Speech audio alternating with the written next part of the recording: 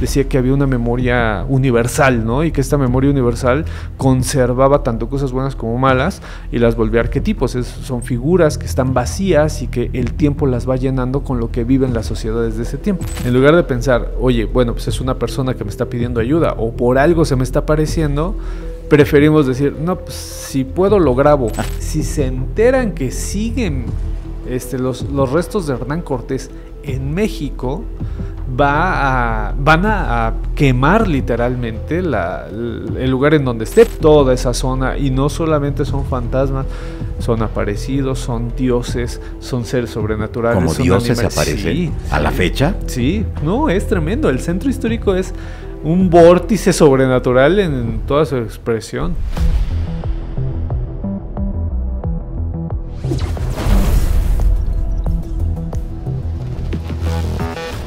Amigos, un gusto saludarlos. ¿Cómo están? Bienvenidos a un episodio nuevo de Encuentros Extraordinarios. En esta ocasión vamos a abordar dos temas muy importantes. Uno de ellos es los fantasmas, los aparecidos de Tlatelolco, pero no solamente de la época moderna, sino a lo largo de la historia que ha ocurrido en este punto de la Ciudad de México, altamente energético, donde han ocurrido sucesos muy importantes que han marcado la historia de México.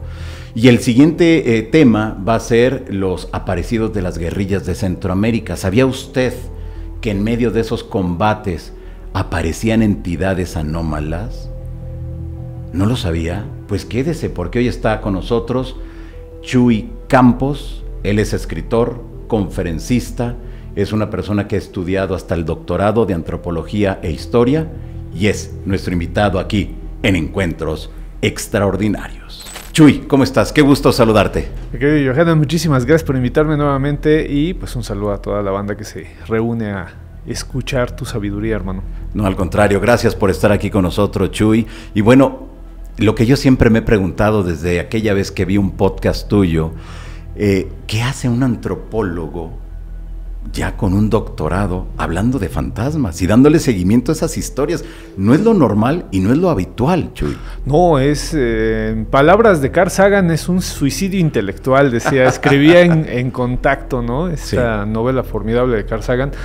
Y bueno, pues es que es trascendental, mi querido Johanan. Yo no alcanzo a comprender por qué tanto ruido si te estás preguntando sobre la historia de lo que prácticamente es el motor de las sociedades, que es el miedo a la muerte, qué hay después, cómo se manifiestan estos tipos de seres, ¿no? Que nos vienen y nos dicen sí hay algo, no hay algo. Entonces a mí se me hacía fascinante desde que comencé a estudiar historia, y dije, bueno, yo me voy a dedicar a esto a pesar de la mala fama que tiene, de la mala publicidad, también entendida, ¿no? Porque hay mucha gente que no lo toma tan en serio y se va por otra vertiente, pero a final de cuentas pues hacemos falta los que sí nos interesan. Claro, exactamente, porque ahora ves estas temáticas desde la academia, desde la cátedra.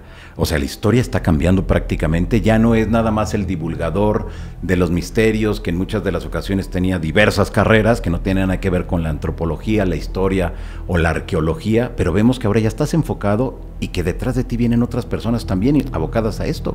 Claro, aparte les debemos a estas personas que, aunque no tenían una formación que permitiese llegar más a lo profundo de estos fenómenos, pues lograron abrir brecha. Hay que verlo de esa manera.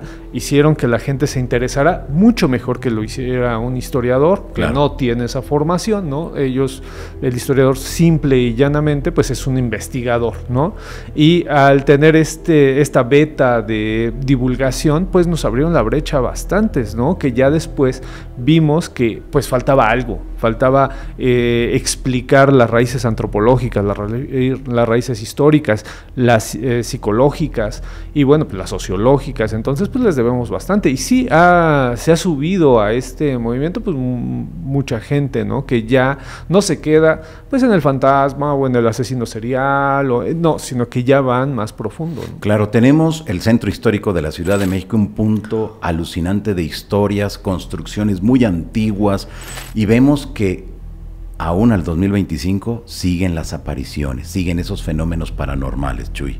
Sí, bueno, me daba risa, ¿no? Cuando empezaba la contabilidad de los fantasmas que podíamos encontrar en 3 siglos, me daba mucha risa que en el cuadrante de la Lagunilla, que era el barrio de Atzacualco, tenía contabilizados históricos aproximadamente 273, ¿no? 273 nada más en la Lagunilla, ¿no? Y si te ibas a la Merced, otro tanto, si te ibas, vamos, o sea, todo el cuadrante, el número 1 del centro histórico es increíble en cuestión de apariciones. Claro, muy bien. Ahora, tenemos ambas cosas. Por un lado, la cuestión académica y todo lo que has estudiado, lo que has aprendido y que ahora lo estás aplicando para esa divulgación de lo que has encontrado. Por el otro tenemos la aparición de los fantasmas. Pero, ¿tus compañeros qué te dicen?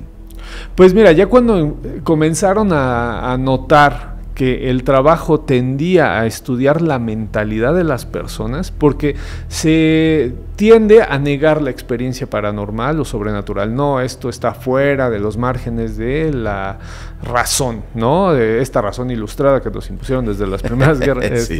revoluciones industriales. Entonces se empezaban a descartar. Pero cuando se dieron cuenta de que realmente conforman la vida cotidiana, es decir, que no son tan ajenas a lo que realmente vive una sociedad, pues empezaron a escuchar, dejaron de hacer este ruido sin sentido, que no daba más que a conocer que no tenían ni idea de lo que estaban hablando, y ya después que empezaron a ver, bueno, sí es verdad, o sea, sí trasciende a cómo se comporta una sociedad de este tipo de miedo a lo sobrenatural, pues ya le bajaron un poquito, ¿no? Como que dijeron, ok, sí está bueno lo que hace Chuy, no me convence del todo, pero vamos que sí hay que estudiarlo, ¿no? Claro, pero vemos que hay mucho interés de la sociedad por conocer esas historias, y gracias a esas historias se enganchan con la historia general del lugar, de esa ciudad o del recinto donde se haya presentado ese fenómeno paranormal. Sí, yo les digo fantasmas tutelares, ¿no? Estos fantasmas gigantes como la Llorona, como el Charro Negro, como Don Juan Manuel,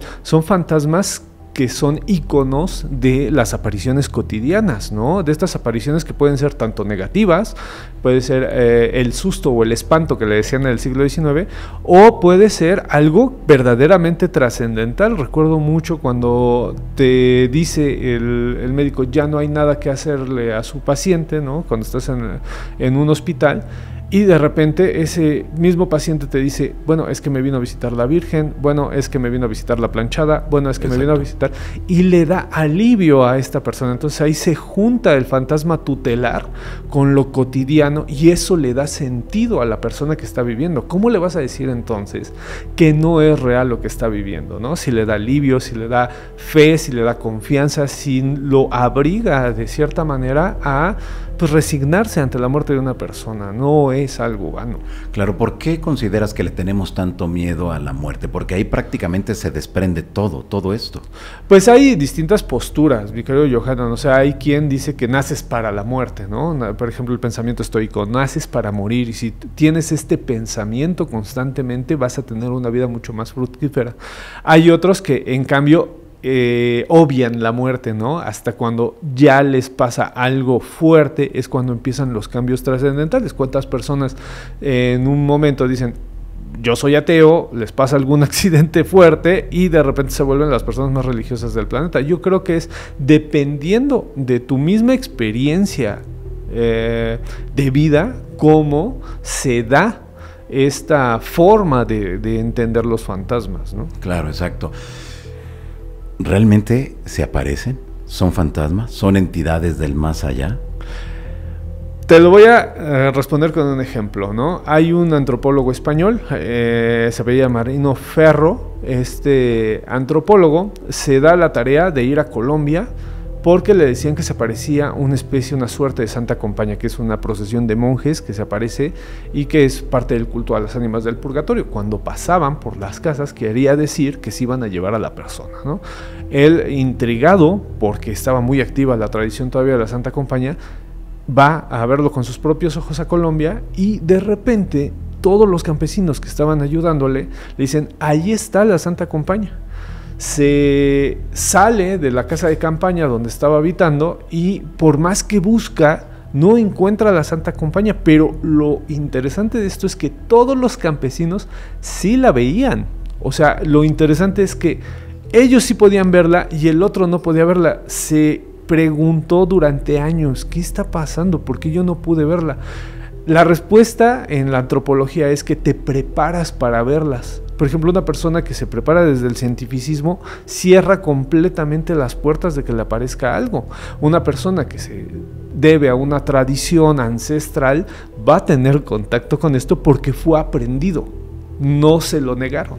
Entonces va a poder experimentar, no sé si real o falso, yo no me quiero meter en eso, pero de que lo experimentan, y hay miles de Oye, pero relatos. qué interesante esto que nos estás mencionando, Chuy, porque a ver, si tenemos a un grupo, por llamarlo así, en este ejemplo que pones, a una persona que va, lo quería ver, no vio nada, pero los demás sí lo estaban viendo, entonces, ¿cómo? No logro entender esa parte. O sea, tú nos dices, sí, lo aprendieron desde niño, pero entonces... Es que ahí los sentidos están también contaminados por la cultura. Todas las vivencias personales, corporales, todo lo que vivimos nos lo debe la cultura. O sea, la cultura en la que nacemos nos permite ver o no ver. Por eso hay lugares en México en donde es tremenda la cantidad de apariciones y relatos, y hay otros donde no. Las ciudades, por ejemplo, que están contaminadas de luz, ¿en dónde se van a esconder los aparecidos? ¿En dónde se van a esconder los fantasmas, los demonios? Ve a Oaxaca. Ahí en cada esquina encuentras, en Tlaxcala, todos estos pueblos de Hidalgo que son tremendos, en donde hay apariciones de duendes. Claro, todavía están culturalmente acondicionados para que aparezcan. Entonces, al 2025, ¿aparecen menos fantasmas en la ciudad? En la ciudad sí, pero, por ejemplo, te voy a poner el ejemplo del Tren Maya, ¿no? Un momento en donde se quería llenar de modernidad, de tecnología, y de repente te aparecen cientos de notas periodísticas diciéndote que las comunidades benaluches que están en contra del Tren Maya, ¿no? Que están tratando de tirar el Tren Maya, ¿no? Entonces, ellos juraban y perjuraban, sí, están enfadados porque están invadiendo su lugar, ¿no? Es decir, en donde llega la modernidad, es poco probable que aparezca. Ya, muy bien. Ok, vamos ahora hacia la parte de Tlatelolco, este lugar que a lo largo de la historia ha sido muy importante por todos los sucesos tan destacados y que han marcado la historia de nuestro país, de México. ¿Qué sucede? Se dice que es altamente energético, ¿es por la construcción de los basamentos piramidales o se trató por la gente que ha estado ahí y en sus alrededores? Pues Tlatelolco es la hermana gemela de Tenochtitlan, vamos a partir de ahí, ¿no? Que poco se habla de ello, ¿no? Pero eran ciudades gemelas, literalmente estaban emparentadas incluso, ¿no? Todos los tlatoanis de Tlatelolco tenían familiaridad con los mexicas, con los tenochcas, como les quieran llamar. Entonces desde ahí tenían una correspondencia muy importante, centros ceremoniales importantísimos, y desde tiempos inmemorables se tienen registros de que efectivamente hay aparecidos. La más sonada de todas eran las Iguateteos, las servidoras de Cihuacóatl, que después va a pasar en tiempos coloniales como la Llorona, ¿no? Cihuacóatl es la diosa que posteriormente en la conquista de México va a llorar, hijitos míos, ¿a dónde he de llevaros? Y después se va a hacer famoso el ay, mis hijos, ¿no? Después le van a cambiar el nombre, ya no va a ser Cihuacóatl, va a ser la María Luisa, ¿no? Le van a poner nombre de mestiza, que fue engañada por un español y en venganza mata a sus hijos, ¿no? En un principio no era así, era una diosa, de una de las panteones grandes, ¿no? Y las iguateteos se manifestaban, según Bernardino de Sahagún, que es el gran cronista de Tlatelolco, se manifestaban en el mercado de Tlatelolco dejando especies de cunas, que son tejidas, ¿no? Con ciertas maderas, son tejidas y se veía al bebito, y después cuando quitaban la mantita con la que estaba cubierta el bebito, era un pedernal. Eso quería decir que venían hambrunas, venían muertes, venían epidemias. Desde ahí tiene sus orígenes sobrenaturales Tlatelolco.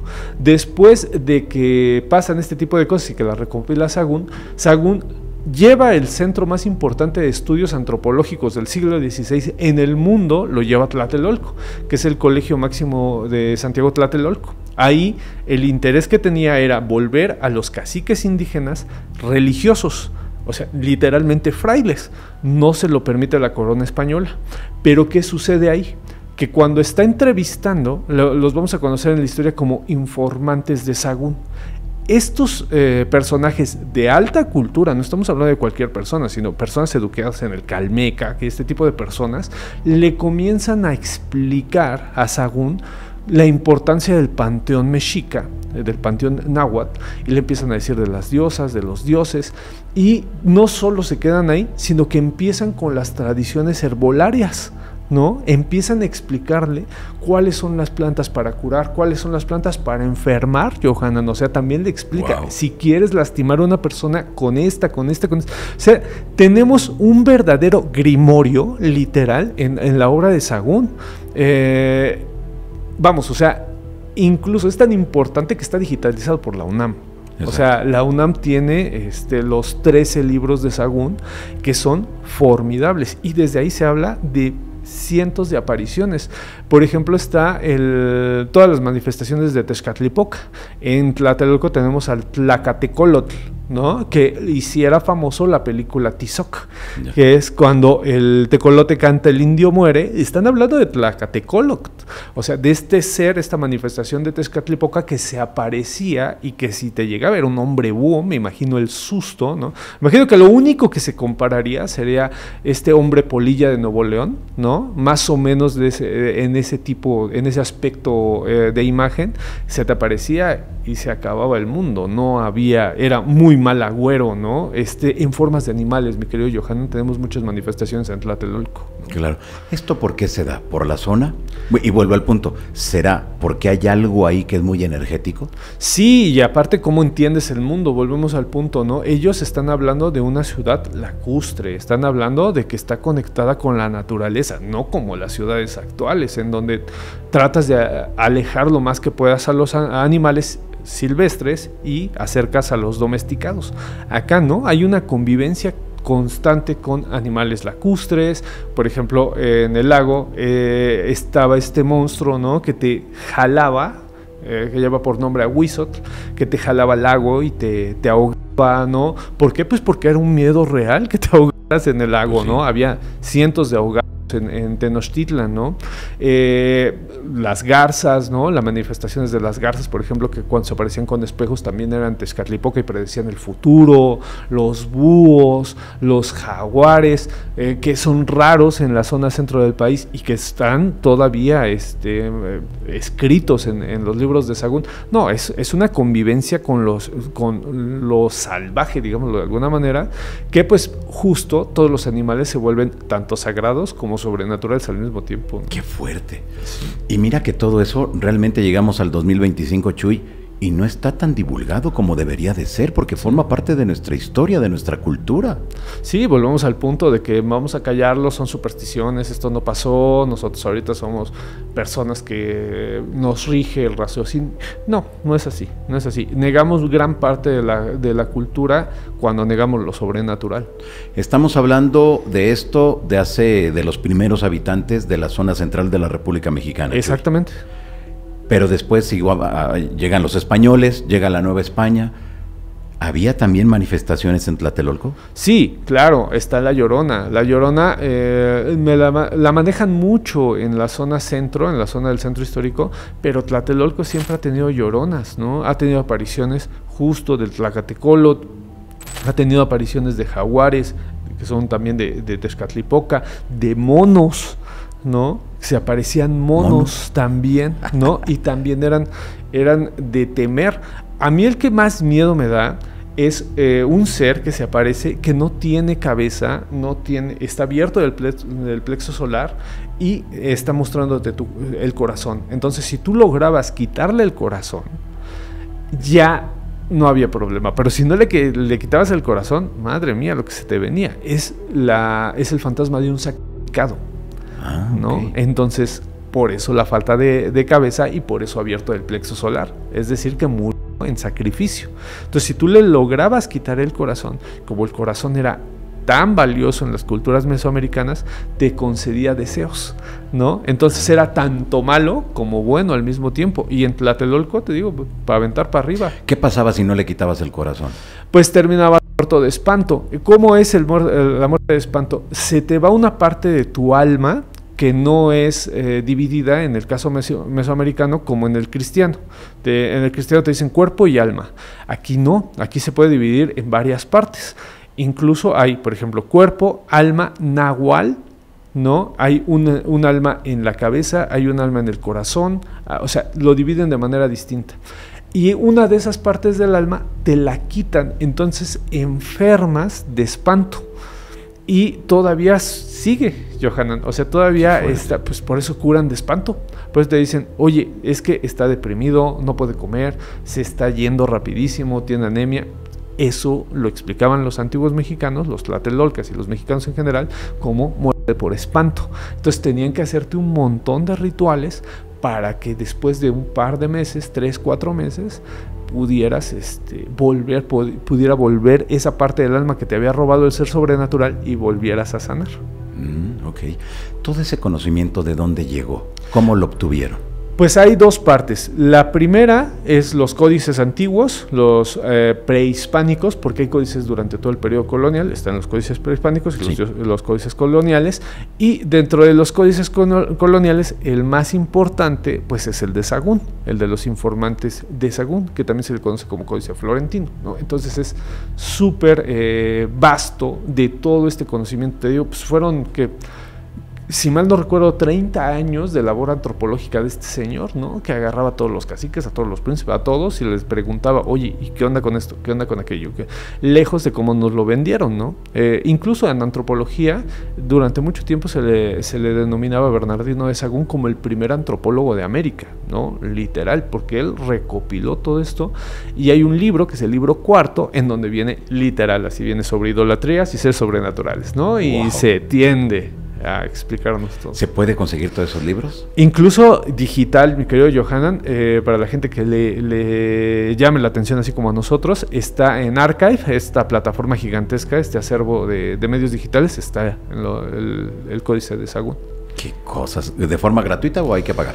Es gratuito, pero difícil de leer. Recordemos que estamos hablando de un libro del siglo XVI, entonces también hay que ser muy sesudos en entender que no es un español, desde el primer momento no es un español que hablamos nosotros. Hay que tenerle mucha paciencia, pero sí vienen todos.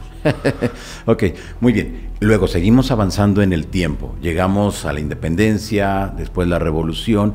¿Había movimiento sobrenatural en Tlatelolco? Tanto en la independencia como en la revolución tenemos muy poca información, mi querido Johanan, y te explico por qué. No es un movimiento central.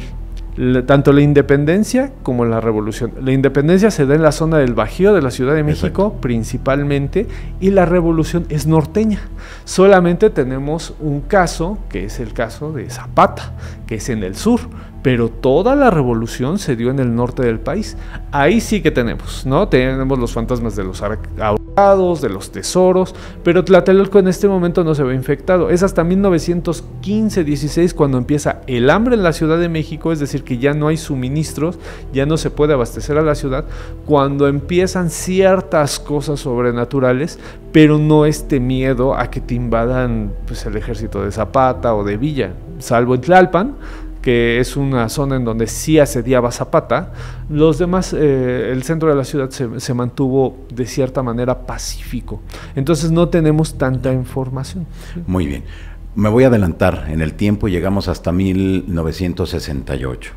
Sabemos que hubo una matanza de jóvenes por parte del ejército, el gobierno mexicano, y realmente a la fecha no se sabe cuánta gente habrá muerto en ese lugar. Mucho se habla, Chuy, de que había un karma que ese lugar tenía que pagar. Esto, ustedes desde la antropología, dentro de lo que tú has estudiado, has investigado, ¿pudiéramos coincidir en esa parte?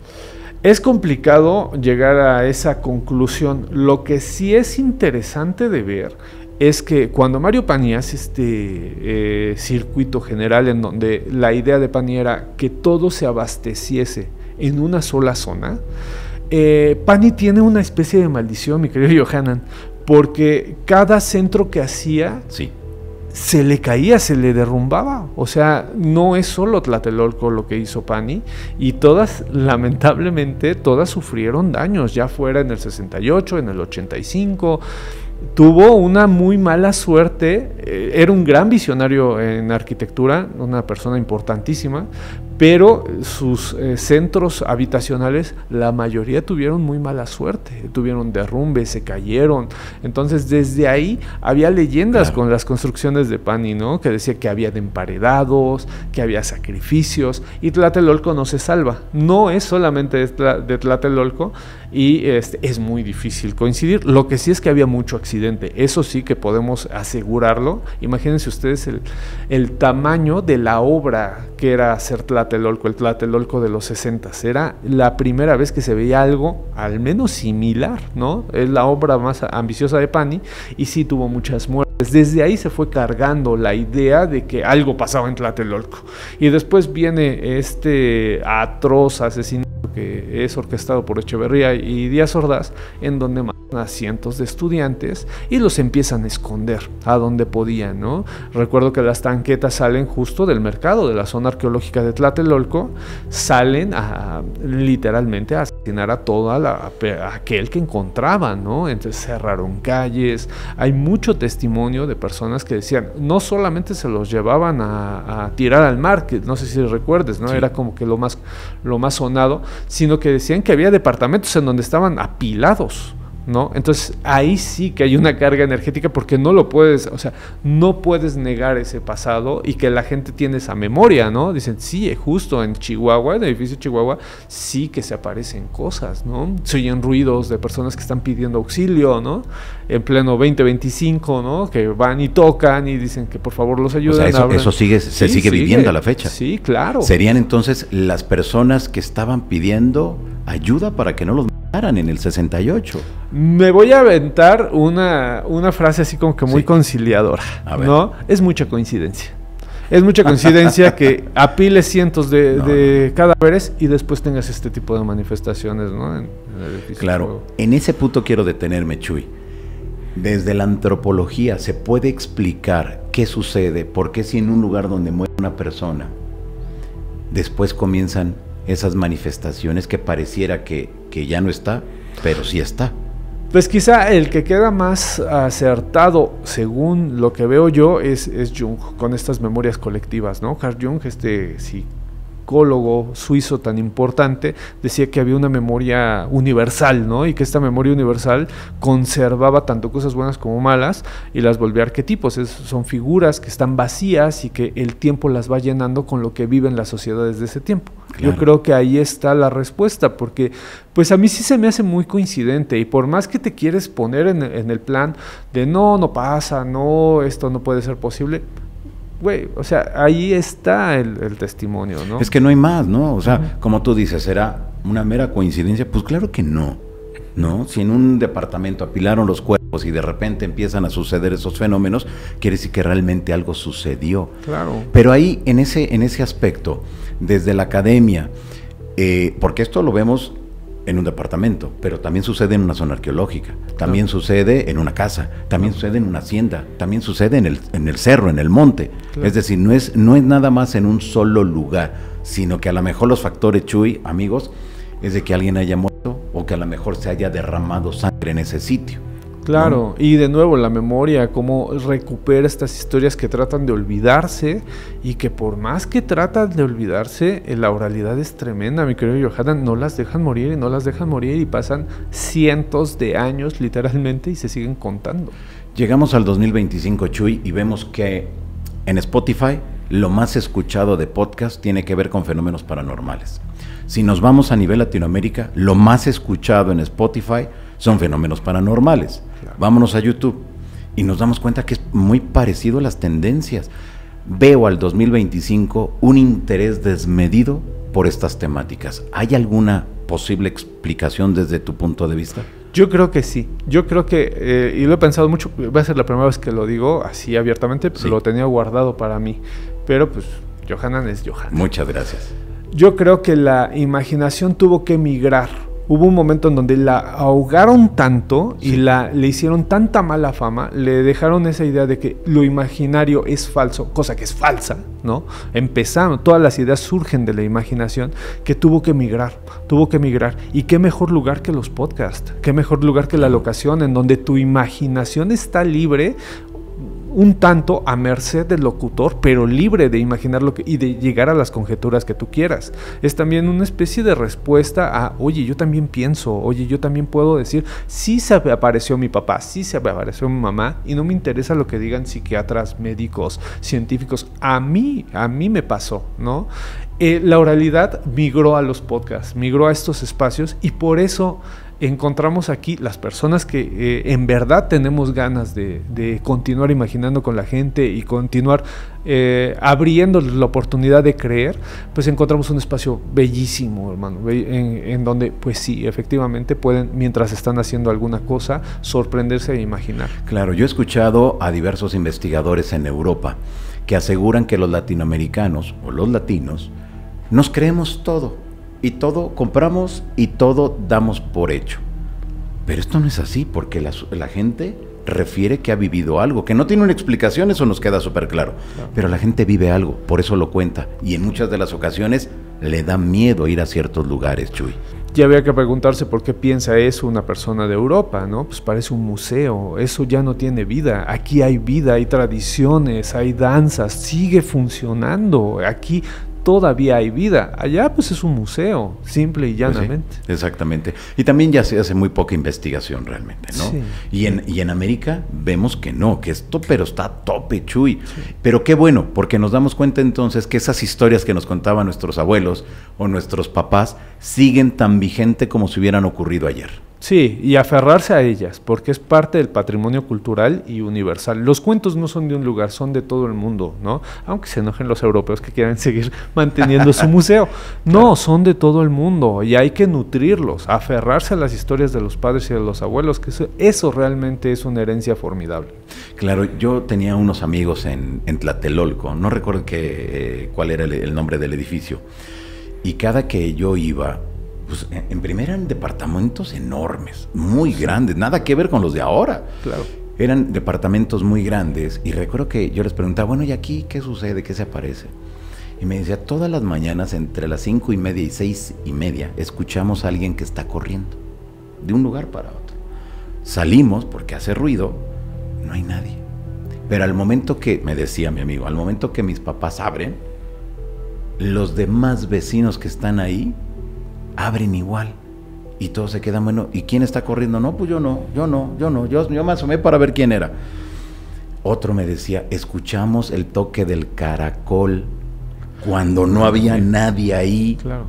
Dices, qué curioso.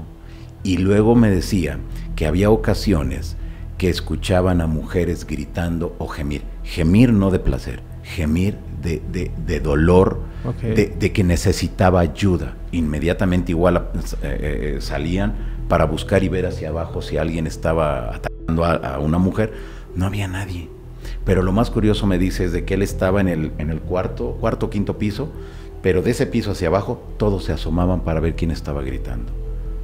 Y dices, oye, ¿pero qué? ¿Y lo han grabado? Y dice, no, pues no es de que digan, hoy en la tarde a las 5 va a aparecer, o a las 8 claro, va a aparecer el sonido. Pues no, es de manera fortuita. Pero me llamó tanto la atención eso, Chuy, porque nos damos cuenta que haya pasado lo que haya pasado en ese sitio, sigue tan vigente y que toda la gente se da cuenta de eso. Y tener presente de que esté esperando que alguien la escuche. O sea, ya cuando el ser sobrenatural, sí, creo que tú lo sabes perfectamente, ya cuando el ser sobrenatural se da cuenta de que al que se le aparece ya le está prestando atención, ahí viene el mensaje, ¿eh? Ya no es nada más lo voy a escuchar correr, sino que ya va a pedir o a decir. Entonces ahí pues las personas que están viviendo eso, pues recordarles que si se abren perfectamente a la posibilidad de que está sucediendo, en una de esas les llega un mensajito que nos hace mucha falta, ¿no? Oye, qué interesante. A ver, en ese punto, ¿sería un mensaje para la persona sobre algo que esté viviendo, algún problema que tenga, o es un mensaje de ayuda, o que le diga, oye, mi cuerpo está en lugar, ayúdame, entiérralo, o hazme una misa? Digo, no sé, ¿algo así? Siento que por la historia de Tlatelolco sería el segundo, mi querido Johanan. Yo siento que es alguien que está pidiendo ayuda, ¿no? Pongamos el ejemplo, ¿no? Ahorita de la zona habitacional que tú me estás contando, pues era La Rica. Recordemos que Tlatelolco tenía por ejemplo, los edificios chiquitos que son muy pequeñitos, es una estancia para una persona. Y había unos que se vendían hasta con la idea de meter un piano de cola, ¿no? Okay. O sea, son diferentes. Por los que me estás contando. No, sí, eran muy grandes. Muy grandes. Son los Yo me acuerdo que eran muy grandes y aparte el techo era muy alto, que eso me llamaba la atención. Y claro. decía, ay, pues es que aquí puedes poner literas y todo, claro. y te queda todavía un espacio enorme. Un espacio gigante. Pues sí, puede que sean los que hayan ocupado el ejército. Okay. Entonces, en una de esas... Eso no sabía. En una de esas están pidiendo ayuda. A mí me suena la segunda, pero no puedo negar la primera. Claro. ¿Se les puede ayudar de alguna manera, Chuy? Sí, eso ya es. Históricamente, todo fantasma pide ayuda y todo fantasma tiene una fórmula para liberarlo, ¿no? Salvo los tutelares. Los tutelares llegaron para quedarse. ¿Cómo los tutelares? ¿Qué es eso? Por ejemplo, la Llorona. Es imposible ayudarle a la Llorona. La Llorona es una condenada, no es una persona que pueda liberarse, ¿no? Salvo los condenados en la religión, los demás sí se pueden ayudar. Te pongo un ejemplo. Se hacían misas antes, cuando se aparecía una persona, hace 100 años, por ejemplo, que ahorita lo escuchamos lejano, pero no, estamos hablando de 2, 3 generaciones. Claro. Se le decía, es desaparecido. ¿Qué crees? Que se murió en el trabajo y se le apareció a la esposa. Desaparecido. Entonces hay que hacerle misas. Le hacían misas y se terminaba yendo, mi querido Johanan. Sí hay formas, claro, hay formas para liberarlos. Esto viene de la tradición antigua, claro. De los antiguos mexicanos. Sí. Llegamos al 2025 y nos damos cuenta que no hacemos caso a esas apariciones. Simplemente ya, muchas veces la gente le da miedo, sí, no se acerque ya. Y muchos otros dicen, eso no existe, no tiene ningún sentido, y siguen su camino. Pero vemos que el fenómeno continúa, Chuy, que esto es lo más importante de todo, ¿no? Y sí. Pareciera que es en bucle.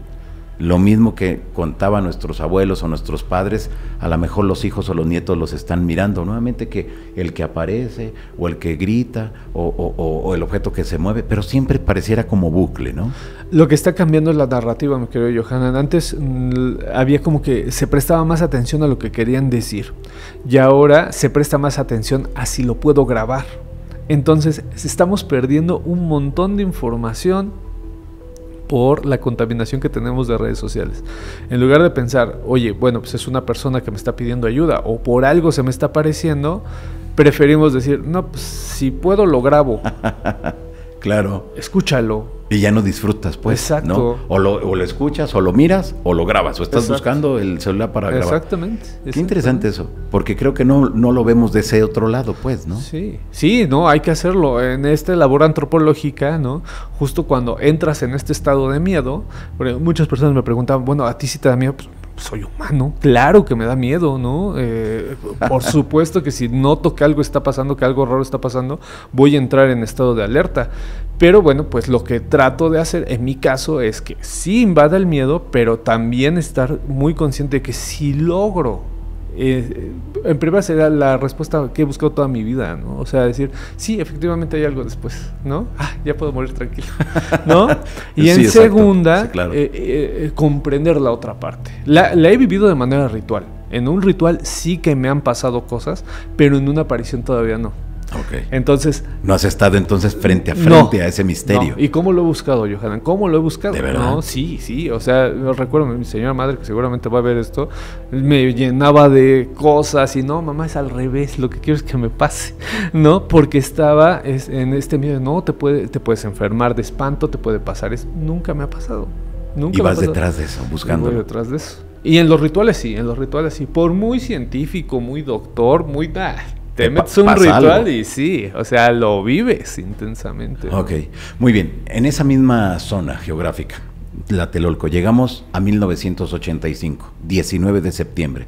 El terremoto que marcó prácticamente a toda una generación y a todo un país, Chuy. Sí. Y hay historias que tú has dado a conocer desde animales extraños que decían dónde había personas, hasta individuos que se aparecían ayudando y de repente desaparecían ante la mirada de los rescatistas. Eso es lo más tremendo, ¿no? Cuando tuve la oportunidad de hablar con el jefe de los topos, ¿no? Una persona muy amablemente me contactó con él. Sí. Una persona muy reacia, muy metida en su trabajo, tratando de dignificar la labor. En todo momento trataba de decir, no, somos nosotros, pero de repente esta historia, ¿no? De cómo un individuo sale y les dice, aquí está, ¿no? Aquí está la persona, van, y el que nos dio el pitazo, no era topo. Quién sabe de dónde salió y ya no está. Pero era una persona así como de carne y hueso, pues. Sí, es un aparecido, mi querido Johan. Es un aparecido. Una persona que se percibe como natural, como algo cotidiano, como alguien que no tiene nada sobrenatural, pero la acción es la que determina si es sobrenatural o no, porque señala quién está y de repente desaparece. Hay otros que no me contaron los topos, en donde era el padre de familia o la madre de familia pidiendo que sacaran al bebé o que sacaran a la esposa, y de repente pues, y el señor que dijo que allí estaba, no, el señor ya murió, ¿no? O sea, no. Sí. O sea, quien se había aparecido era una persona que ya, o sea, no había muerto en el terremoto. Sí, había muerto en el terremoto. Eso okay, es lo más canijo. O sea, estaba muerto en terremoto y todavía se dio su último aliento, según estas narraciones orales, en salvar a la esposa o la esposa al bebé. Que eso es lo interesante. Las mujeres siempre, bueno, casi siempre, son a los niños, a los que trataban de salvar a los niños. Aquí también se ve cómo se construye el rol sobrenatural, ¿no? El hombre a la familia, la mujer a los hijos, que es el rol tradicional de los años 50, 60 y que se llevó a los 80. A ver, a ver, otra repite ese rol. El padre a la familia. El padre a la familia. Y la madre a los hijos. Y la madre a los hijos. Y el rol estaba ahí. Estaba determinado, sí. Pero te digo, todo, nada se le escapa a la cultura. Nada. Hasta lo sobrenatural está determinado por la cultura. Ok, muy bien. Pero igual aparecieron animales extraños, sobre todo perros. Exactamente, los perritos que llevaron, y que también hay que ser claros en esto, no eran perros de raza ni nada por el estilo, eran perros que tenían las aptitudes necesarias para la búsqueda y que fueron entrenados, porque se nos han vendido, no, son K9 y son pastores belgas y son perritos normales los que se usaron en el 85 y que bueno, pues no estábamos preparados. México no estaba preparado para eso. No. Tan no estaba preparado que fue como el antecedente fue el 57, ¿no? Cuando se cae el ángel, no pasa a mayores, ya había uno en los años 30 fuerte, pero el 85 fue brutal, entonces tan fuerte estuvo que hasta el mismo Japón de México aprendió, ¿no? Estamos hablando de una tradición milenaria y obsesiva que voltea y dice, no, México sabe lo que es el dolor de un terremoto de estas magnitudes, hay que hablarle a México, ¿no? Desde ahí es el lazo, ¿no? Que tienen los topos con estos cuerpos de búsqueda que fueron a Japón, por ejemplo, no, es una escuela. México en cuestión de terremotos fue una escuela a partir del 85. Ya, ok. Tenemos también, Chuy, que en esos momentos, así como sucedió en el 2017, apareció un niño, la voz de un niño que decía, aquí estoy, que nadie lo ubicó, nadie lo encontró, pero que tenían comunicación con ese niño y les decía lo que estaba sufriendo y lo que estaba padeciendo. ¿Qué son? ¿También son energías? ¿También son esos seres sobrenaturales? Sí, yo creo que sí, son voluntades que se quedan ahí, o sea, ya sean vivas o hayan trascendido, siguen siendo voluntades. O sea, este momento en donde estás enclaustrado, encerrado, te cayó todo, no sabes si estás vivo o muerto, hermano. Pues sí. O sea, no sabes literalmente si esa persona que te estaba hablando estaba consciente o no estaba consciente de lo que estaba pasando. O sea, ni siquiera la persona que estaba atrapada estaba consciente de su existencia, mucho menos nosotros, ¿no? Mucho menos nosotros. Claro. Es algo atroz. Y que mucha gente falleció de manera accidental, desde luego, de manera fortuita por ese terremoto, y que seguramente muchos ni se dieron cuenta de lo que ocurrió. Exactamente. ¿No? Porque ya no alcanzaron a despertar. No alcanzaron a percibir qué había sucedido. Entonces, estas tradiciones en la cultura, pues son susceptibles a ser aparecidos, a ser fantasmas o entidades que están o pidiendo ayuda o ayudando. Exacto. Cuando tú conoces este tipo de historias, ¿te sorprende, te da miedo o tratas de desmitificar eso que la gente te está contando, Chuy? La última jamás. Yo parto de la idea de que esa historia que me está contando es tan válida como cualquier otra historia que me contara. Nunca descalifico estas historias porque me están contando algo. A mí me conmueven cuando tienen que ver con este tipo de situaciones, me mueven mucho de mi zona de confort, de decir, me quejo de mi día a día y hay gente que vive estas experiencias límite, que no tiene que a dónde moverse, tuvieron una tragedia tremenda y aún así siguieron y persiguieron. Hay gente que asegura que hasta después de muertos siguieron tratando de salvar a otras personas. A mí me conmueve, me estremece. Es algo que me vuelve humano, a final de cuentas. Claro, desde luego. Muy bien. Llegamos al 2025, Chuy, y vemos que las apariciones entonces continúan en este lugar. Y van a perdurar, mi querido Johanan. Esa es la cualidad de la memoria oral. La memoria oral no se deja morir por nada ni por nadie. Por eso era tan importante en las guerras borrar todo vestigio de memoria, ¿no? Llegaban, invadían y destruían la memoria para que no siguieran siendo parte de su sociedad. Las historias sobrenaturales igual. O sea, se niegan rotundamente a morir por más que le expliques a la persona, no, es que esto pudo haber sido, pues que la humedad, que el momento en el que estabas, que siguen presentes y llegaron para quedarse, hermano. ¿Y esto es una moda, Chuy, o esto es parte de la realidad de los pueblos? Es parte de la realidad. No hay una sola sociedad que no haya concebido el más allá y que haya tenido contactos con él. O sea, si me enseñaran una, dudaría, diría, bueno, pues sí, existe esta sociedad en donde se nega. Pero en la actualidad, estas sociedades industriales buscaron en el New Age las explicaciones, a pesar de que les negaron completamente la posibilidad de creer. Están los movimientos New Age. A ver, explícamelos. Son sociedades industriales. ¿Por qué están creyendo? Es una necesidad. Hay gente que afirma que es parte de la preservación de la especie.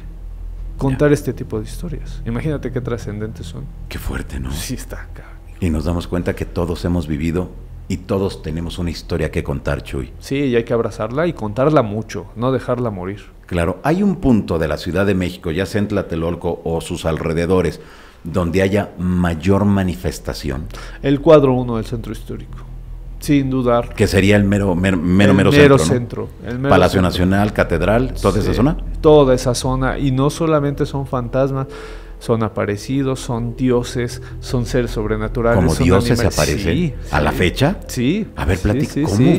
En los concheros, por ejemplo, cuentan mucho que ven dioses bailando con ellos, por ejemplo, ¿no? ¿Y cómo los identifican? Por la vestimenta. La vestimenta, cómo van ataviados principalmente, que dicen, no, esto se ve muy real, ¿no? Esto está como que, caray, ¿de dónde sacó esta persona la vestimenta perfecta para hacer las danzas? No, es tremendo. El centro histórico es un vórtice sobrenatural en toda su expresión. ¿Se acercan a ellos? ¿Les preguntan? ¿O nada más danzan y dicen, estamos acompañados hoy? Están ahí esperando a que alguien los escuche y que esté preparado. Esa es una cualidad del ser sobrenatural. Si tú no estás preparado para escucharlo, no se va a tomar la molestia. Solamente va a aparecerse por ahí. Y el que sigue, ¿no? Y el que sigue hasta que llegue. A ver, en este caso de los antiguos dioses que se estén apareciendo, Chuy, ¿han dejado el mensaje? No. O sea, no estamos preparados. Son relatos muy fugaces. Es que neta vi a este dios, me acuerdo mucho de Xochipilli porque es una persona que está tatuada, ¿no? Y me decía, no, pues es que apareció con flores y traía una máscara y era como un cráneo. Y dije, ay, compa. A ver, pues sígame contando, pero no hay, imagínate. Eso, o sea, ese tipo de mensajes en las tradiciones históricas son muy poquitas las personas que pueden estar destinadas a ellos. Claro, desde luego, muy bien. Yo recuerdo, Chuy, ahorita que estás mencionando eso, que durante la toma de posesión de Vicente Fox, ves que traía todo lo de los mayas cósmicos, mucha gente alrededor, toda la gente de las antiguas culturas, que decían que era el de la profecía, que luego se lo pasaron a López Obrador. Pero nos damos cuenta que mucho se contaba de eso. Claro. Y que todos pensábamos que era parte de la campaña de publicidad, ¿no? De Vicente Fox. Y nos dimos cuenta que pareciera que no, que pareciera que hubo un detonante en ese momento que despertó esas energías. Muchos dijeron eso, que se habían despertado esas energías del centro histórico y principal del Zócalo, de la plancha del Zócalo. Y ahora me dices esto de que se aparecen los dioses. ¿Será acaso que realmente esto fue así? Yo creo que ese tipo de seres daimónicos, como le dice Patrick Hart, porque es un término que a mí se me hace muy, muy adecuado. Esos seres daimónicos No es que no estén, hay veces que son evidentes, como en estos casos, ¿no? En donde los mismos grupos que están persiguiendo estas experiencias se unen a un fin político, y hay veces en donde no se les hace caso con ninguno. Imagínate, te voy a poner un ejemplo que me gusta mucho de un antropólogo. O sea, imagínate que se le aparezca a la Virgen un borrachito, que sea real. ¿Quién le va a creer? No, pues nadie. ¿No? Necesitan el espacio adecuado, el momento adecuado, el contexto adecuado. Es algo muy interesante. Todo es historia, ¿no? En el momento histórico adecuado es cuando pasan. Hay fines políticos, son claros. En los dos ejemplos que me comentabas, es evidente que sí se estaban manejando, pero una cosa no niega a la otra, ¿eh? O sea, puede ser que dentro de esto también se dé el otro. Hay un libro muy bueno de Gil, de José Gil, que de los brujos del poder, en donde habla, pues es que hay una relación tremenda entre política y brujería y seres sobrenaturales, ¿no? Y creo que lleva hasta por su tercer, cuarto libro. Exacto. El querido José Gil, que le mandamos un abrazo, y pues sigue demostrando que esto está vivísimo, ¿no? Exacto. Mucho se dice, mucho se asegura, y eso lo hemos escuchado siempre, y seguramente usted que nos mira también. Esa parte donde esto no existe, esto es para tontos. Y nos damos cuenta que no. Que todos lo han vivido. Sí, eso es de tontos. Decir que no es válida la experiencia sobrenatural es la cosa más arrogante que puede decir una persona, ¿no? El ejemplo que yo pongo, el más delicado, son las experiencias cercanas a la muerte, por ejemplo. ¿Cómo le niegas a una persona que se fue de este mundo que tuvo una experiencia? En primer lugar, tú no lo has vivido. Claro. No tienes ningún marco de referencia para decirlo. No, es que la actividad cerebral mandó la imagen de antes de preparó el cuerpo para... A ver, enséñame cómo, ¿no? Todavía se sigue debatiendo eso, ¿no? Así es. Entonces no puedes negar las experiencias sobrenaturales. Puedes entenderlas y puedes integrarlas a ti, o puedes decir paso, pero negarlas jamás. Jamás. Una persona que te dice, vi a mi padre y me salvó, ¿no? Por ejemplo. Claro. A ver, dígalo. Entonces se puede. No se puede. Son tan válidas como cualquier otra experiencia. Claro, porque a lo largo de la historia, Chuy, en la República Mexicana, la Iglesia trató de ocultar toda esta información.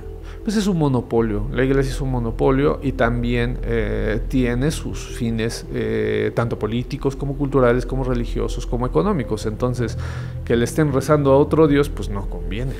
Simple y sencillamente lo que hacemos es, ok, ahora es de este lado, cambiamos de daimón, ¿no? Ya no se le reza a estos daimones, se le reza a los otros. Pero aquí está la inteligencia de las comunidades indígenas en todo el mundo, no solamente en Latinoamérica, que dijeron, ok, este es Santa Bárbara, pues para mí Chango, ¿no? Y pues sí, Santa Bárbara, sí, tú le dices Santa Bárbara, yo le digo Chango, ¿no? En mi ritual yo voy a seguir rezándole a Obatalaya, a Chango y a todo. Tú ponle San Martín de Porres, no hay problema, ¿no? Entonces está esta inteligencia también de los daimones de sobrevivir. Ya. Bueno, ¿qué más se aparece en el centro histórico? En ese primer cuadro que nos dices que es donde hay mayor actividad paranormal. Pues a mí me gustaría contarte uno que es muy raro. A ver, de favor. Es más, también está editado, si mal no recuerdo, en el Fondo de Cultura Económica. Es un filipino, seguramente lo conoces. Ah, el del que se apareció. A ver, platícale a toda la gente que te mira en estos momentos. Si mal no recuerdo, es tan importante que hasta José Emilio Pacheco le hizo un cuento, ¿no? Este ser que en el siglo XVII están peleando Filipinas, batallas cruentas, no crean que es cualquier cosa, están tratando de pacificar las comunidades filipinas y se van muchos misioneros, ¿no? a pelear. Si mal no recuerdo, es Gómez de Peralta, algo así, la persona que muere en batalla en Filipinas. Y de repente, al otro día, hay un soldado en la plaza mayor del centro histórico pidiendo hablar con alguna autoridad porque se acaba de caer la plaza de Filipinas, ¿no? No hay quien le responda, y aparte, en ese momento no se podía llegar de un día para otro de Filipinas a México, eran 6, 7 meses. ¿No? Está en crónica, no crean que lo estoy inventando yo, hay una crónica en donde viene eso, en donde sí lo llevan autoridades y le dicen, es que perdimos Filipinas, ahorita está una batalla, nos sorprendieron, nos destrozaron, y bueno, pues resulta que 6 meses después lo tiran de loco, salvo por la vestimenta. Aquí la vestimenta es lo que lo echa de cabeza de alguna manera. Es que este soldado no es de aquí, o sea, no trae los códigos militares de aquí. 6 meses después se dan cuenta de que era verdad lo que había contado. A ver, ahí hay una crónica. 6 meses después. 6 meses después. Se tardaba una enormidad. Es la nao de China la que los traía al puerto de Acapulco, y del puerto de Acapulco tenían que bajar a la capital. Pues es un tramo larguísimo, nada más de Acapulco para acá, en mula, hermano. Imagínate cuánto se tardaban, más el paseo transatlántico, ¿no? Entonces era tremendo, 6 meses después. Sí, efectivamente, lo que contó este loquito, pues resulta que es verdad. ¿Están las crónicas? Sí, sí existe. O sea, ¿en qué quedó? O sea, ¿cómo lo documentaron en ese momento? Pues en una crónica, es una crónica, si mal no recuerdo, es una crónica de un fraile. Te voy a pasar el dato, no lo traigo muy fresco, pero el libro está editado, o sea, la crónica está editada. Ah, ok. Sí, o sea, de cómo. O sea, existe el documento. Es que, ¿sabes qué? Te pregunto porque recuerdo que cuando yo comencé a preguntar sobre ese caso, hubo varias personas que me dijeron, no, eso lo inventaron en el no sé en qué siglo. Le digo, pero no hay nada. Dice, no existe, ya lo buscamos. Fue lo que a mí me dijeron. Pues yo creo que se quedaron atrás en la investigación, porque el primero que lo refiere es Luis González Obregón en Las Calles de México. Exacto, que es ahí donde surge. Ajá, él es el que dice, encontré una crónica en donde viene esto, y don Luis era tan buen historiador como divulgador. Son de esos casos rarísimos en la historia, era divulgador e historiador. Entonces lo saca en Sus Calles de México. Y después, pues todos buscábamos la referencia de, bueno, pues sí, don Luis, pero ¿dónde está el libro? ¿No? Está el Fondo Luis González Obregón en el Museo Nacional de Antropología. Algunas personas como yo lo buscamos, no lo encontramos, y de repente surge otra copia, no me acuerdo en qué país, y dicen, sí, el libro que dice don Luis está acá. Entonces lo edita Fondo de Cultura Económica. Ahorita lo puede conseguir cualquier persona. Bueno, vamos a dejar la referencia aquí, por si usted desea adquirirlo, porque son de esas historias tremendas, Chuy. Sí, tremendo. ¿No? Y que realmente cuando se lee la historia, no fue inventada. No es. O si hay visos de que pudiera ser alterada o que estuvo alterada en alguna parte. Todo este documento histórico puede ser alterado. Tiene un nombre, se llama palimpsesto, ¿no? Por ejemplo, pasa en el siglo XVI, pongamos en junio, y después cambian la versión en septiembre. Okay. Entonces cambiaron la versión, y después pasa 3 años y otra persona embellece. Es que esa era la bronca, pensaban embellecer la historia y sobreescribían en él. No estoy seguro de que sea un palimpsesto, porque si no tendría la referencia. Las personas encargadas de literatura son muy piquis en eso, o sea, son muy estrictos, no es así sino que te ponen, esta versión fue corregida por tal. Por ejemplo, la Biblia, seguramente la gente ha notado que vienen las correcciones del texto, ¿no? O sea, esta es la Biblia según Isidoro de Sevilla, esta es la Biblia de Casio de Leiva, esta es la Biblia de... Así se hacen este tipo de documentos. Yo que recuerde, no viene así, Ok, súper interesante. Sí. Muy bien. ¿Y luego en qué terminó la historia del filipino? Pues se quedó acá a vivir, me imagino, ¿no? La cuestión es que le dan salida, porque no es de aquí, y de repente 6 meses después, pues sí llegó. ¿Y cómo llegó? ¿No? Pues yo le hubiera dicho, oye, hermano, pues pásanos la ruta, ¿no? Oye, pero ¿qué sería? ¿Una puerta dimensional o qué? Digo, lo que pudiéramos interpretar ahora como eso, ¿no? Si estaba en su país, estaba en ese conflicto y de repente aparece en la plancha del Zócalo capitalino y dices, ay, ¿y cómo lo hiciste tan rápido? Y aparte de eso, estaba vestido para la guerra, o sea, no era, o sea, al parecer se entiende que en el momento en donde viaja estando en guerra, o sea, él viaja con fusil, viaja con todo. Es tremenda la historia. Qué fuerte. ¿Hay alguna otra historia en México que se tenga conocimiento así parecida a esa? Como esta, nada, y nadie le hace caso, que es lo peor. Exacto, así es. Mira, ¿qué será? En el 2017 en España salió un libro hablando de muchas historias de todo el mundo, y una de ellas es la del soldado filipino. Te voy a pasar la referencia porque ahí menciona que no hay ningún texto que pueda validar esa historia. Se quedó atrás. Y te digo, y luego pregunté yo, porque me intrigó mucho, que allá le estén haciendo ruido y que en México pues se queda en los libros de 10 pesos que te venden afuera del metro, ¿no? Y que nadie, o cuando yo pregunté a esas personas investigadores, me dijeron, no hay referencias, no existe, y ese libro tiene razón. Y ahora tú que me vienes y me dices que sí hay, digo, ¡oh, eso está bueno! Y está editado, mano. O sea, ya deja... Eso para los historiadores es... oro molido. Oro molido, porque pues tú tienes que ir al archivo a buscar. Sí, desde luego. Tienes que ir a buscar estas historias. Sí, sí, porque si lo vemos en internet está la historia condensada, un resumen de la historia. Está el libro, pero pues no hay más. Claro. Claro, no se sabe. Qué cosas. Oye, por decir, en ese tipo de historias, cuando lo abordan y lo ven ustedes, lo conocen desde la antropología o desde la historia, ¿no tiene un valor agregado ese tipo de historias que no tienen una explicación, pero que está la documentación original? Sí, sí tiene un valor agregado, es un garbanzo, es la gallina de los huevos de oro. O sea, si se le prestase la atención debida, y ahí también las casas editoriales tienen mucho que ver. Si la persona, el historiador en este momento dice, ¿sabes qué? Encontré este texto y este texto es único en su origen, pues déjame publicarlo, se volvería un éxito. Te voy a poner un ejemplo. En Italia, un historiador que se llama Carlo Ginzburg encuentra un documento de la Inquisición en donde pues, se le acusa de hereje a un molinero. Y el molinero tiene toda una historia de cómo explica el universo, en donde hay quesos, gusanos, arcángeles. Pero el señor, lo que llama la atención es que al ser molinero se presume iletrado. Es una persona que no tuvo educación. Johanan tenía una cantidad de información brutal. Entonces Carlo Ginzburg lo ve y dice, esto es oro. Va, obviamente, si Italia es otro país, ¿no? En donde le dan un poquito más de prioridad a la cultura, y le dicen, sí, claro, sale, el queso y los gusanos. Le puso el nombre de cómo definía este molinero, ni siquiera es un nombre marquetero, hermano. El queso y los gusanos. Bueno, se ha convertido en el libro fundador de la microhistoria italiana. O sea, sí hay casos así. Nosotros tenemos a nuestro filipino que no pelamos. En Italia tienen a Menocchio, que es el del queso y los gusanos, y así puede haber más.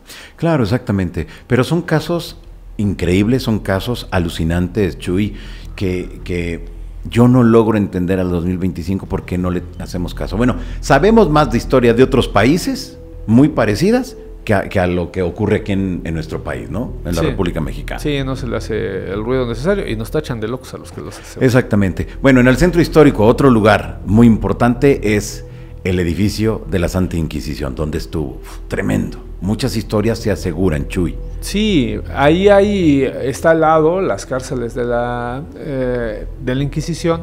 Está esta parte donde es el Palacio de Medicina, en donde se habla mucho de actividad sobrenatural. Y bueno, pues está la Plaza de Santo Domingo. Hay de todo, mi querido Johanan. En la Plaza de Santo Domingo hubo incluso momias de frailes, ¿no? Cuando salió en el siglo XIX las leyes de desamortización de bienes eclesiásticos, pues empezaron a evacuar todo tipo de cosas en donde estaba el convento, y de repente sacan momias. Aquí hay momias. La historia no acaba ahí. La que termina paseando por todo el planeta porque se la venden en un cirquero, te lo juro, es la momia de Fray Servando Teresa de Mier, uno de los padres de la independencia de México. Termina ahí yéndose por todo el planeta en un gabinete de curiosidades. El padre. Hay historias de justo las personas que viven ahí, de que se aparecen frailes, ¿no? Hay frailes en toda esta zona de, ¿cómo se llama? Puerta Falsa de Santo Domingo, se me fue el nombre, está en medio de la calle de Perú, ya me acordaré ahorita. Esta calle que era parte del convento, pues está atiborrada de historias sobrenaturales. Del lado de la Inquisición tenemos el suicidio de Manuel Acuña, este poeta increíble, ¿no? Que es el Nocturno a Rosario, decide quitarse la vida en el Palacio de Medicina, y así me puedo aventar. No, hay una cantidad. Te digo que el centro histórico es un vórtice de historias sobrenaturales. Es la zona que más historias tiene. Muy bien. Bueno, y con esa momia que le fue a dar la vuelta a todo el mundo, ¿en qué terminó? Nadie sabe dónde quedaron los restos de Fray Servando Teresa de Mier. Pero es todo un personaje. Es un personajazo. El padre intelectual de la independencia. Realmente el que pensaba en la independencia era Fray Servando, y pues sepa dónde quedó.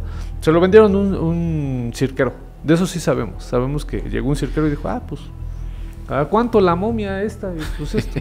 Sí, llévesela. ¿sí? Imagínate nada más. Tremendo. Ok, muy bien. Por último, el último tema del centro histórico para irnos a Centroamérica, Chuy, Okay. con todo, ahora que te tengo aquí, y que tienes mucho conocimiento, los restos de Hernán Cortés, tristemente, ¿cómo terminó? Mira, hermano, los restos de Hernán Cortés fueron el secreto mejor cuidado de todo el movimiento conservador de México, porque había una discusión, ¿no? Esta discusión de quién es el padre de la patria o el que comienza la nación mexicana, y en eso estaba Hernán Cortés, que es esta tradición negada de la hispanidad en México, ¿no? También está el juego político, decir que solamente somos herederos de indígenas y españoles, pues es una mentira. Hubo filipinos, como comentábamos hace un rato, luego. hubo pueblos enteros africanos, japoneses, hubo una cantidad, un crisol de culturas que llegaron a México tremendas, pero se peleaba esto.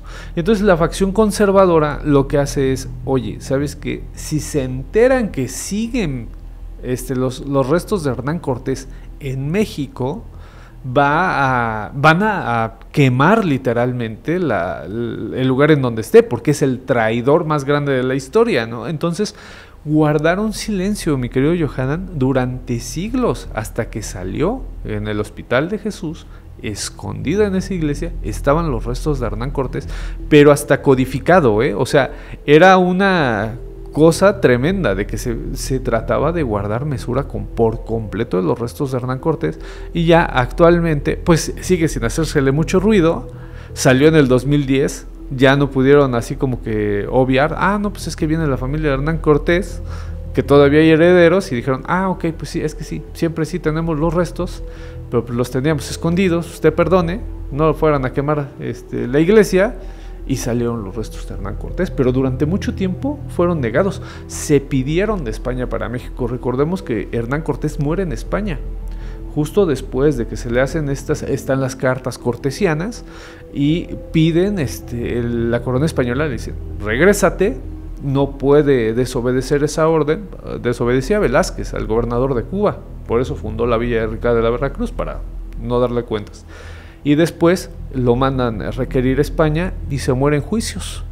No vuelve a México, ¿no? Entonces lo piden repatriar en la época colonial y esconden los restos. Salieron hasta muy poco. Ya, qué fuerte. Sí, está tremendo, mano. Y ahora están ahí en una iglesia, en el centro Y histórico. también muy calladito, Todavía no te dejan tomar fotos. Bueno, todo el mundo sabemos que está ahí. Exacto. Y todos como que, bueno, no se puede tomar fotos, pero como que yo me volteo y ya tomo fotos, ¿no? Exactamente.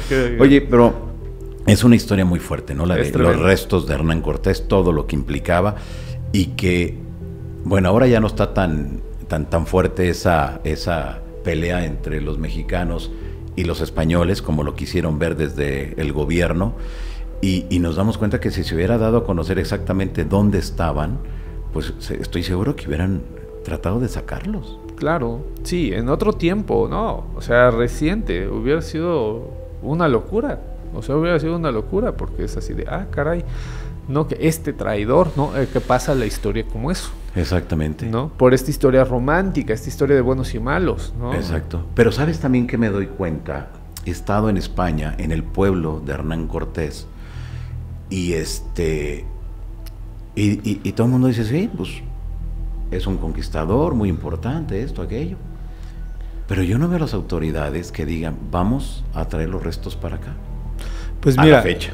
Esta situación de que España no le hace tanto caso a Hernán Cortés, a mí también me llama mucho la atención. Porque, si mal no recuerdo, me decía un amigo, un investigador de España, me decía que había una estatua de Hernán Cortés en donde decía, aquí estaban los restos del hombre que hizo inmensamente rica España, ¿no? Y que nadie más que las personas que son originarias de ese lugar conoce, o sea, no trasciende. Pero también así entendiendo los problemas políticos que tenía España en ese momento, en el momento de la conquista, pues también se entiende un montón, ¿no? Es en el momento en donde Hernán Cortés está conquistando, está toda la reforma luterana, está pasando todo en España, ¿no? Entonces es complicado. Yo creo que por ahí va. Qué fuerte, sí. Qué fuerte. Bueno, pero te digo yo, en algún momento, mi esposa es de España y está 20 minutos de donde es el pueblo de Hernán Cortés.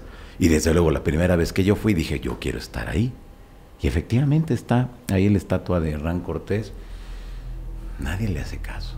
Exactamente. O sea, sí, un personaje más. Es como los que tenemos en México, ¿no? Sí. Que tú lo has visto toda la vida y tu generación, la de tus papás y la de tus abuelos, y ya no te llama la atención. Sí, ya lo obvias. Pero no sé, reflexionando cuando he ido a esa iglesia, que de vez en cuando me voy hasta adelante y veo ahí el nicho. Digo, un personaje tan importante, más allá de que haya hecho cosas buenas o cosas malas, más allá de eso, pero fue un personaje que cambió la historia de la humanidad. Sí. Fue un personaje que cambió la historia de México, de España. Es un personaje fuerte, profundo y que quedó en el completo olvido. Sí, y peleando el regreso, ¿no? Él todo el tiempo buscó regresar pues a lo conquistado. Hay gente que le quiere quitar el valor diciendo, bueno, pues es que después de México, ¿qué hizo? Pues era México, o sea, ¿qué hizo? Pues conquistó, bueno, logró las alianzas necesarias para apaciguar el centro, o sea, se te hace poquito, siendo que el centro regía todo Mesoamérica y Centroamérica, ¿no? Entonces, sí. No se me hace poca cosa, a mí no se me hace una persona que se tenga que negar o que tenga que pasar como parte oscura de la historia de México. Creo que se quedaría muy cortita esa visión. Tampoco lo glorifico, tampoco es así como... Claro, nada más las cosas como son. Lo que fue, porque te digo, desde el ámbito del gobierno en el sexenio pasado era todo en contra de los españoles, los conquistadores, los mala onda, los que trajeron enfermedades. Dice, sí, pero tampoco puede ser, porque México es lo que es gracias a lo que sucedió en los siglos pasados. Claro, y también esta idea del ¿qué hubiese pasado si Hernán Cortés o España no hubiera llegado? Pues hubieran llegado los ingleses, hubieran llegado otra potencia europea, ya estaba el movimiento transatlántico a lo que daba, entonces... Hubieran llegado los portugueses, que tanto estaba Colón con uno y con otro, ¿no? Con la corona española y con los de Portugal. Exactamente, hubiera llegado otra potencia europea y hubieran ejercido el mismo sistema colonialista, así de simple. O sea, eso es lo que hubiese pasado, y le cuesta mucho a la gente entenderlo, pero tecnológicamente Europa, con el uso de hierro y la pólvora, pues estaba mucho más... capacitado para someter pueblos que los mismos pueblos de América, ¿no? Que pues ellos tenían su estabilidad, y sí, pero también los mexicas también no eran una perita en dulce, ¿no? Claro, que por eso pasó lo que sucedió. Exacto. Y los pueblos alrededor de la gran capital pues hicieron lo necesario, se juntaron con los españoles y ahí tenemos los resultados. Pues, así es, las cosas no terminaron chido. No terminaron chido. No sé, en ocasiones cuando comenzamos a platicar de esto pareciera que ya somos viejitos, pero nos damos cuenta que si las nuevas generaciones no entienden y no tienen esa otra visión, pues sí, va a ser muy complicado que entendamos y darle su justa dimensión a cada cosa, ¿no? Y es deber, mi querido Johanan, es deber platicar con con las nuevas juventudes y las infancias, también de entenderlas, pues son personas, son infancias y juventudes que tienen una cantidad brutal de información, pero que no saben si es cierta o no y la consumen igual. Claro, pero también hay algo importante, Chuy, que nos falta leer. Ahora ya no leemos. Ahora prefiero ver un video que me explique lo que dice el libro, ¿no? Dices, pero pues si ya hay hasta audiolibros. Sí, claro. Y aún así no lo hacemos, pues. Sí, hay como una especie de entrenamiento del minuto, le digo yo, es el entrenamiento del minuto. Si dura un minuto lo consumo, si no dura el minuto lo dejo de consumir. No, pues un libro va a durar mucho más que un minuto, entonces ese es el problema fuerte, pero ahí va de nuevo la conciencia, ¿no? Estar constantemente trabajando con las infancias y las juventudes. En esa conciencia, en esas energías, Chuy, la aparición ya de manera general de esas entidades, de esos fantasmas, de esos animales misteriosos, se tratará de un mensaje de la madre tierra, se tratará de un mensaje del más allá o de esas otras realidades que nos quiere dejar muy claro que estamos siempre en convivencia con ellos, o se tratará de esa mente colectiva que tú mencionas. Yo creo que es la mente colectiva y también el momento político que se vive. Lo hemos visto en Garabandal, con la Virgen de Fátima también, lo hemos visto en varias apariciones marianas, como son momentos políticos en donde se tiene que escuchar. O sea, es un momento ya fuerte en donde es que ya no hay de otra, lo tienes que escuchar, ¿no? Y esa memoria colectiva como que impulsa al daimón a hacerse conocido, a que trascienda más de este lugar, que deje de ser locativo y se vuelva más grande que eso, ¿no? Entonces, híjoles, ¿por qué, Chuy? Y es algo que también no logro entender, a lo mejor tú tienes una explicación. ¿Por qué cuando hay catástrofes siempre hay esas apariciones de esos seres misteriosos? ¿Qué sucede? ¿Qué hay? ¿Qué los motiva? Pues es que en el inicio, mi querido Johanan, ese era el objetivo del daimón. Pensamos en los ángeles, ¿no? El ángel bajaba expresamente a decirte que había algo que terminar y que no había discusión alguna.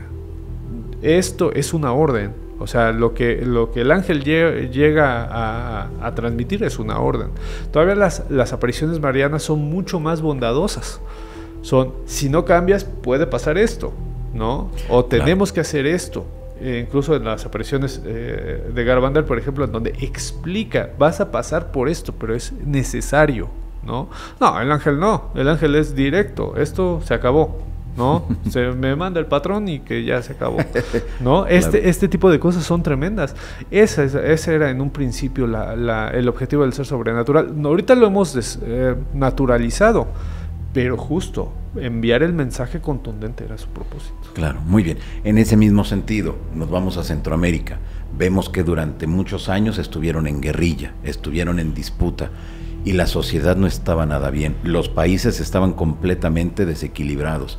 Pero vimos que ahí también la gente que andaba en los cerros, la gente que andaba en la selva, se topaba con estas manifestaciones. Es decir, esto no es nada más de las grandes ciudades, sino también de esos lugares que están poco poblado, pero que se aparecían esas entidades, Chuy. Yo acúsome de que era de esas personas que en la guerra como que se va la fantasía, la imaginación, lo sobrenatural, vives la crueldad del momento, que es la guerra en general, y no. Me topé con un investigador muy importante, Ismael Crespin, al cual le mando un abrazo, y él en El Salvador me comentó una cantidad de cosas tremendas. Por ejemplo, en plena redada a miembros que estaban en contra del ejército salvadoreño, que recordemos que fue atroz, claro. Lo que vivieron los salvadoreños en los años 70 y 80. Bueno, en ese momento, en el momento en donde van a matar prácticamente una población, una sirena sale de este lugar en donde, obviamente acuoso, sale una sirena, Johanan. O sea de la cintura para arriba una mujer y de la cintura para abajo cola de pescado. Exactamente. Así tal cual. Sí, y prohíbe que el ejército salvadoreño continúe el ataque contra la población. Es tremendo, o sea, es tremendo. Y no lo que me llamaba mucho la atención de Ismael es que me decía, no lo cuenta una persona, lo cuenta un montón de personas de la población, ¿no? Nos salvamos por esto, nos salvamos porque el ser sobrenatural se interpuso para que el ejército no llegara. Es decir, que también regula la maldad, o sea, también tiene esta cualidad del daimón, ¿no? Si ve algún tipo de injusticia, la regula, ¿no? Exactamente, dice, no, hasta aquí. También me gustaría pensar que pues ese pueblo es el que está realmente protegiendo al mismo daimón. Entonces el daimón, en señal de apoyo al pueblo que continúa con su tradición de creer en él, lo salva, ¿no? Wow, qué interesante. Sí, está tremendo. Bueno, ¿y qué otras historias encontraste allá? Pues mira, te voy a contar una que es, yo creo que la más difícil que Ismael recopiló, y que tiene que ver con también una escapada. Llega el ejército, como siempre, ¿no? Recordemos que eran guerrillas, ¿no? La guerrilla salvadoreña, ¿no? Entonces llegaba el ejército y no preguntaba. O sea, el ejército llegaba y asesinaba, una cosa terrible, solamente vista en los años 70. En México pasó algo similar, ¿no? En Guerrero. Así es. Entonces, en El Salvador pasa lo mismo, llegan a una comunidad. En ese momento tú, como persona que está viviendo el ataque del ejército, pues lo que haces es recoger lo primero que puedas y pelarte. Entonces tenían una ruta, mi querido Johanan, tenían una ruta, pero no era una ruta sencilla, y mucho menos para una persona embarazada, que es la protagonista del relato, que toma las pocas cosas que tenía preparadas y vámonos en bandada, se va con toda la comunidad Pero su embarazo ya estaba muy avanzado, mi querido Johanan, ya estaba en las últimas semanas de embarazo y pues rompen aguas, ¿no? Y mientras va corriendo, siente cómo empieza la labor de parto, ¿no? Empieza la labor de parto. Imagínate el miedo tan fuerte que tenía esta persona, que aún sabiendo que estaba en labor de parto, siguió corriendo, porque sabía que si lo alcanzaba el ejército, pues moría ella, moría su hijo y probablemente pasaban cosas más atroces que están plenamente documentadas. Y bueno, pues esta mujer corre y en una de esas, pues el bebé se sale, ¿no? Okay. Se sale, ella siente como pues tiene el aborto, no sé si es la manera correcta de verlo, pero lo llamaré así en este momento, tiene como que este aborto y de repente escucha cómo se cae su hijo, está en un lugar inclinado, escucha cómo rueda el niño y pues ahí ya no puede más que buscar al niño, ¿no? Y empieza a gritar, ¿en dónde está? No lo escucha. Y aquí viene la cosa fuerte, empieza a llorar el bebé. Lo curioso de esto, y espero contarlo como me lo contó este Ismael, es que lloraba en un lugar muy lejano. Entonces, pues esta mujer se dirige hacia donde sus oídos le marcan, vamos a encontrar a mi hijo, ¿no? Y cuando llegaba a ese lugar y se incrementaba el llanto y estaba ya más cerca, se volvió a alejar el llanto. Y así caminó kilómetros hasta río abajo, donde llegó con la comunidad. El niño la llevó, o sea, el niño recién nacido que había fallecido al mismo tiempo de nacer, la llevó con su comunidad, ¿no? Wow.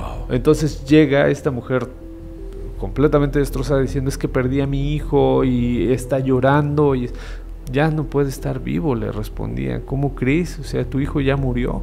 La señora todavía estaba aferrada a volver por el niño, ya la comunidad no la dejó, ¿no? Qué cosas. ¿Cuál es el vínculo que nos une con ellos? Con ese mundo mágico, con ese mundo de esas otras realidades, Chuy.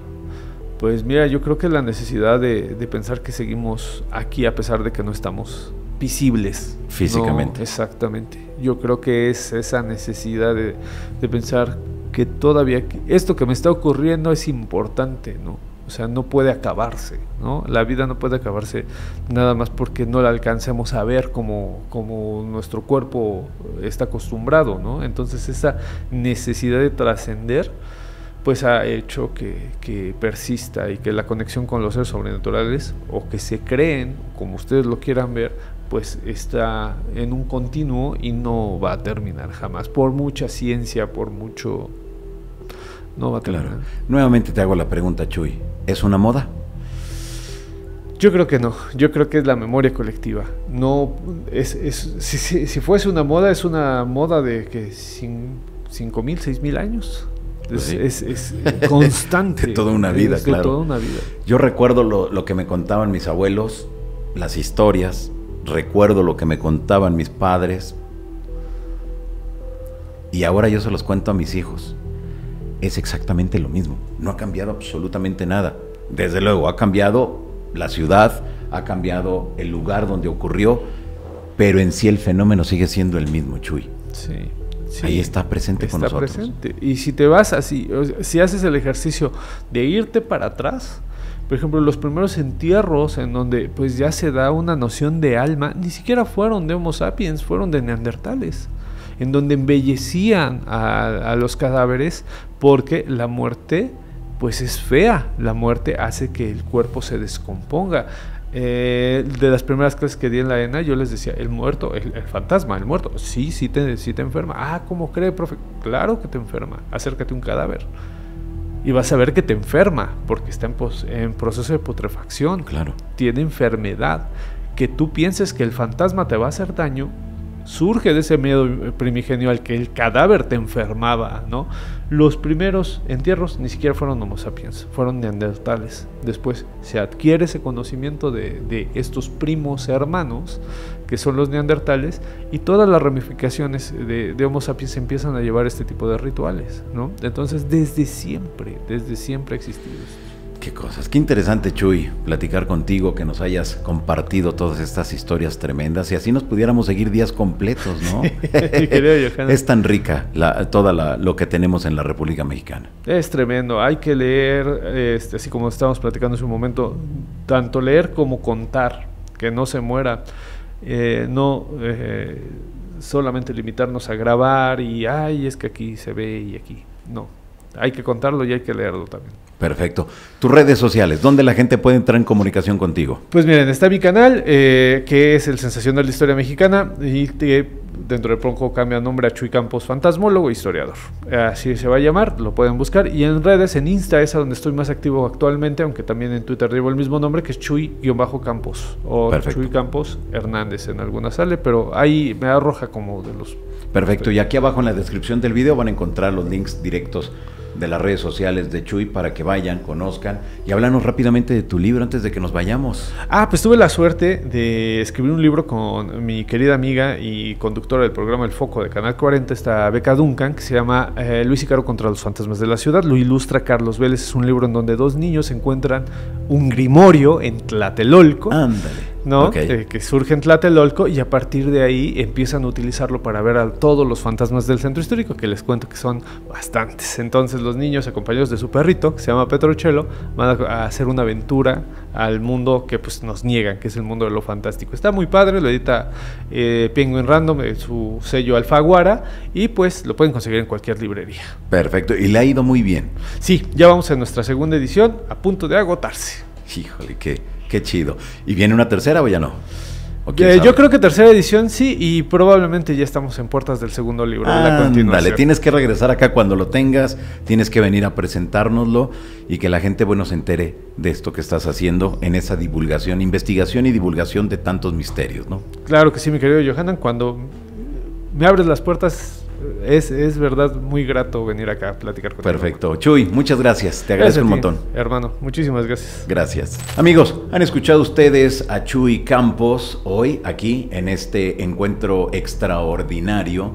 Y bueno, nos ha contado una cantidad impresionante de historias de aparecidos, tanto de humanos o humanoides, así como de animales, y lo que más me llamó la atención, y que estoy seguro que a ustedes también, la aparición de los antiguos dioses danzando ahí, en la plancha del Zócalo capitalino, que es el mero centro histórico de la gran Ciudad de México.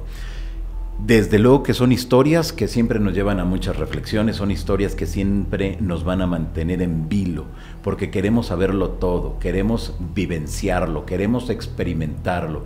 Y si usted vive en la Ciudad de México, bueno, pues lo mejor es de que se dé una vuelta después de todo lo que nos ha platicado Chuy. Vaya, conozca, empápese y si puede también pregunte. Ahí a lo mejor a los danzantes, a las personas que viven o atienden en alguno de los edificios que tantos siglos llevan algunos de ellos, ahí todavía de pie. Así que bueno, pues ha sido esta emisión de Encuentros Extraordinarios con Chuy Campos. Espero que les haya gustado. Les recuerdo que estamos en Spotify. Me encuentran igual como @Encuentros Extraordinarios, y la invitación para que nos siga en Spotify, nos siga aquí en YouTube y en todas las redes sociales de Encuentros Extraordinarios. Muchas gracias, les mando un fuerte abrazo y nos vemos aquí la próxima semana en un episodio nuevo de Encuentros Extraordinarios. Gracias, hasta entonces.